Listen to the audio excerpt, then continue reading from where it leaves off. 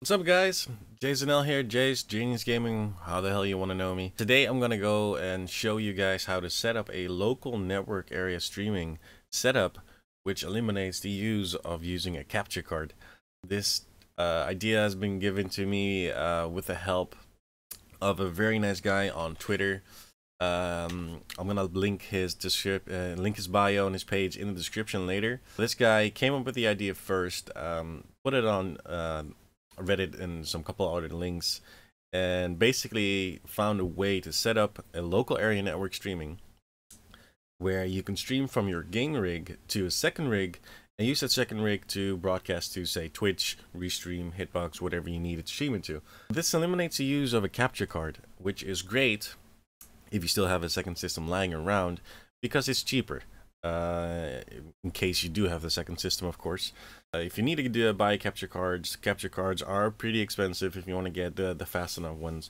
But there's a problem on the market right now is that monitors, especially if you want to get a gaming monitor, they're capable of doing over 100 Hertz and they're capable of doing over 1080p. Being that the capture cards are most generally limited to 1080p, some could downscale if you do a 4K, 4K 60, that will work. But if you do anything that's in between that, say you have a gaming monitor that does 1440p, 144 Hertz or higher, there's a good chance you'll not be able to capture a game or any output because it's outside of its reach. It can read it, or if it does, it'll clone your display if you want to set it up that way, but your main display will run in 60 Hertz. You don't want that. So trying to find a way to get that working, you would either need to spend a lot of money on getting a high-end video grade capture card, which will go up into $600-700, or if you have a second system that you can use to stream and offload your streaming to, you have a better shot, because you can basically then stream anything you want from your main system and having that second system encoding it and then just putting it out. So that saves a lot of time and effort. And the way to proceed this is to use a Linux install, in this case Ubuntu, and use that to basically work as a server, which then links or broadcasts your video feed to whatever server you set it up to. In my case, I have a second system that I did use a capture card with, the AverMedia U3 Extreme. Perfect card, but ever since we upgraded to a 165 Hertz monitor, it didn't work anymore. Every time I tried to clone the display, I got issues, sound dropping, not the best. I connected with this guy. Again, I'll put his description in the link. This guy's the best. And we found a way to set it up in the distro, in Linux, in Ubuntu. And on my system, I use it as a VM because I already have Windows installed there, and it's sometimes used for other uses besides streaming or using it as a dedicated stream box. So I decided to give it a run in a VM. The best part of this is Ubuntu is free to download. You don't have to pay anything for this. And everything that you can do to set this up is pretty easy if you know how to follow some steps, or if better, you know a little bit of basics of Ubuntu, or in this case, Linux. So I've logged in through remote desktop connection to my secondary system here. And let me just move this right here. And what we're going to do is open or install, if you don't have it yet, and then open Oracle VM VirtualBox Manager. So it's a piece of software that allows you to run virtual machines and install them necessary on your main install, which is just great because if you have a main operating system you're working with, you don't want to mess with that. You can just run it through that, which is great. What you're going to do is, in this case, you're going to make a new VM. I already have one running here. We're going to call this one Stream Demo, just to show you how to set it up. When you set it up, make sure you do about the half of your available system memory, because it will need to do some encoding, re-encoding, so some memory is useful. And then in that case, if it's going to ask you to assign some disk space, make sure to keep about 20-25 gigs of available memory. You also need to download some stuff. So that's, make sure you don't forget that. Just to show you quickly how to do that, you're going to give your VM system any name you like. Let's just call this demo. Gonna go for Linux. The version would be Ubuntu. The next step will be setting up the memory size. In this case, we're gonna go for 8 gigs. You're gonna make a new virtual hard drive or hard disk. It's gonna be a VDI, a virtual disk image. Dynamic allocated size, so it'll stay small, but it'll grow when necessary, but it won't grow over the exceeded size. So in this case, it won't grow over 25 gigs, but if we're only using 8 gigs, it'll stay 8 gigs, which is great. The next step will be allocating the size of this. We're gonna go for 25, and then it's made. Continue with the demo. At this point, you're gonna hit start, and it'll launch the VM system. And the first thing it'll do is ask for an ISO. So we're going to start that. And what it will do now is install a virtual operating system inside the VM box. So whenever you want to start this, you will need to start the Oracle VM VirtualBox Manager. It's going to take a little bit, but shouldn't take too long. And it'll show you a basic installation options, a menu like you're accustomed to any operating system while you're installing that new. Make sure to download the updates, third-party software, click continue. This, depending on your system, could take a little bit, or it could take always to erase disk and install Ubuntu. It says it won't have enough space if you don't have a big enough partition size. That's why we said put it around at least 20 gigs, so it'll automatically allocate enough space. It says it needs to make some changes, otherwise it can't install, so just click continue. It'll automatically set the partitions. It'll ask for your time zone. Not that that's really necessary because you're not going to do anything time-wise, but it's always useful. The keyboard layout, click continue. And here's where an important piece comes in, because your name, the computer's name, is going to be used at some point in the config files to set as the root user in this case. It's only going to be used for streaming in this case. So we're just going to call the system, or the user, we're going to call it stream. And we're going to give the password the same, stream. Make sure to log in automatically. So that if you start the VM, it automatically starts up with you logged in. Click continue. Ignore that it's a weak password because who cares? And let this run. Okay, so I just moved my face out of the way. It's done installing, and replace everything on the main screen, as you can see. On the left end, you can see all the information you need to set this up. I'll also link this pastebin inside the description later, so you can get all the commands and just run it all at once. When the installation is complete, it says you need to restart the computer, in this case the virtual machine, to use it. So we are going to restart that. I'll ask you to remove the installation medium. Doesn't matter, just click any button, and we're going to close it. For you to be able to approach this system, you need to make sure that it has an IP. Without the IP, you can't connect to it, you can't broadcast to it, so you need to make sure this is set up correctly. Basically, what you need to change, and that's the only thing you need to do network-wise, is go to Machine, Settings, Network. The way to fix this is to make sure it's set as a network bridge adapter. It'll make sure you select the adapter that it's using, click OK. You'll see that it's lost connection, but it'll reconnect. It says, okay, there you go. You're now connected to wired connection 1. Great. What we're going to do, most of this work is terminal work.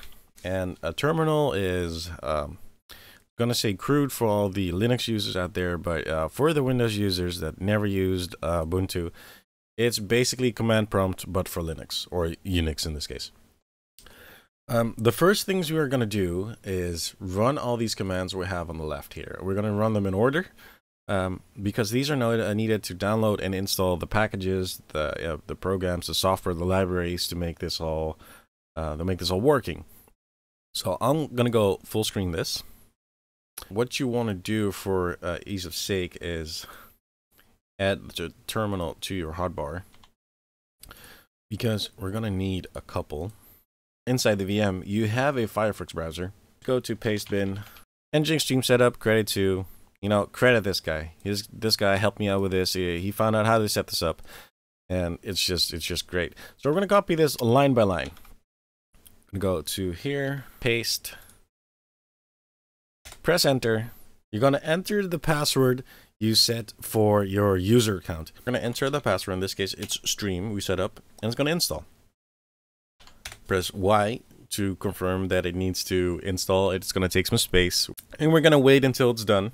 The command prompt that it's waiting again, we're going to insert the second one. Again, Y. Now that's done. We're going to get some files off the web. Which is cool because it also has like a download indicator. So you know how long it's going to take. So let this run. We're on step 3 already. We're going to take step 4. Paste. Give it a run. There we go. Then we are going to untar the first downloaded Unix or nginx, sorry. Then we're going to unzip the master zip that we downloaded. Because we need to unzip master.zip, not with the HTTP, because that doesn't work. If you see this, it worked. If you did it with the HTTP, it's not going to work. So I'll edit the pastebin later. Probably need to upload it again, but insert it without the HTTP in step 6. When that's done, we're going to command drive into the folder we unzipped. Step 8 is to configure and add the module RNTP module master, which we also downloaded. It's gonna set that up. We'll just have to wait. There we go. It says it's done. Step 9 is to hit enter. It's gonna create the nginx setup based on all the files that it's in this folder that we're in. And when you get this, you're gonna get back to the prompt again. You see this, you're good. We're gonna do a sudo make install, and when you get this, go back to the prompt. You're good. Okay, so the next thing to do is step 11. We are going to get another install. Again, hit Y. Wait till it's done. Step 12. Edit a file that is in the nginx configuration. So we're going to paste this. Hit enter. It's going to ask for the password because you're basically editing a config file that is part of a system. And it says, are you sure you want to do this? Yeah, we're totally sure we want to do this. And what we're then going to do is grab this link. It's another pastebin. And this is the config for FFmpeg that Zurug's made. Again, give that guy a follow him Twitch. Because, you know, this is just amazing and allows you to do a lot more. So click on raw, copy everything, go back, just minimize this, select all, replace, like any way you're used to it. Before we hit save, there are some settings that you need to change in this. And this is why we also opened the second terminal and the third later to see if it's actually running. There are a couple things in this file you need to edit before it works. It's pretty easy, but make sure you set it right. You need to change the IP addresses that are in here. These are set to his IP address that he sent, which are local network addresses. You need to change it because it needs to be the system that you're running it on. In this case, the VM. To find out what IP this system has, we're going to open the second terminal, ifconfig -a. You're going to see a lot of information, but all you're looking for is the IP in the top here. So this system has IP in there, so we're going to do that by hand. I'm going to do this. 0.22. Advanced users of OBS will already see some settings here that they are familiar with, which are the preset settings. And here you can set the OBS, basically the encoder settings. If and when you replace the IP addresses, you're good. The next thing you need to do is replace, it says Streamkey, but it's supposed to be Streamkey. Replace this with your Streamkey. If you're using Twitch, log into your dashboard, get that Streamkey, paste it in there. Make sure to remove it all, so you end it with the semicolon. So Streamkey would go here, blah, blah, blah, blah, blah. It's a long key. You guys know it if you used it. If not, put a comment. I'll give you a link where. If you're using Twitch, this is all you need. Though, if you're using Restream, the only thing you need to do is replace the complete URL, the RTP URL here, with Restreams. In this case, Restream would use, I can log in real quick. But you replace that with Restreams or YouTube or Hitbox or whatever service you use, and paste your Streamkey after it and end it with a semicolon. When you've done that, we're gonna hit you're gonna hit save. In this case, I'm gonna go on my second screen real quick. For me, because I use Restream, basically what I would replace is this, because they have services as well that are working on RTMP, EU ams.restream.io. And then here we would put the stream key. I'm not gonna put it on the stream, of course, because then you would be able to stream to my stream. I'm not gonna do that. We'll switch to the other system, to the other one that's already working to show you how that works. But when this is done, you're gonna hit Control S, save it, close it, and it'll pop out. It says, you know, it's gonna give you some information. You can ignore this, but it's set. Then we're gonna be at step 16 already. We're gonna copy this. We're gonna CD into the nginx install we did. We're going to do a sudo nginx, so we are actually going to start this. Now, the way to check if it's actually running is go into that third terminal, open and type top and hit enter. Basically, sort of task manager, but for Linux. Page down a couple times until you hit the bottom, and then use the arrow keys to go around. If it started correctly, you'll see nginx as one of the last services, which is good because then it's running. And the last thing you would do in this case is set up OBS, synchronize it, and link it into the server, and you're good to go. But to show you guys this, I'm gonna jump out of this one, jump into my main one because it's already set up, and show you guys that it actually works. So I'm going to shut this one down. We're going to start my VM stream. There we go. See, if you don't set up in the install to auto login, you get this. It's not a big of an issue because you can set it to auto start, but you won't be able to go in. So in this case, you need to log in. So I'm going to log in. All right.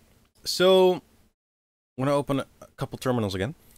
The next thing you want to do is we're going to skip to step 22. Is to set nginx to start automatically. And to do that, we're going to do a sudo vsudo. It's going to ask for the password you set here. Go all the way to the bottom and add this line. It's set in step 23. Your name, in this case my name, because the system name is Stream, you need to replace this with the name you call the system. So if you called your system Bob, it's going to be Bob. If you named your system I don't know, it's going to be I don't know. It needs to be the exact system name.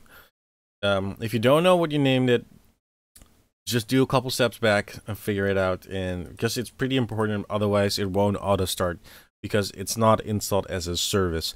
If somebody else has a better idea how to do this, please let it know in the description, let it know in the comments, and you know, help everybody out. In this case, my system's called Stream.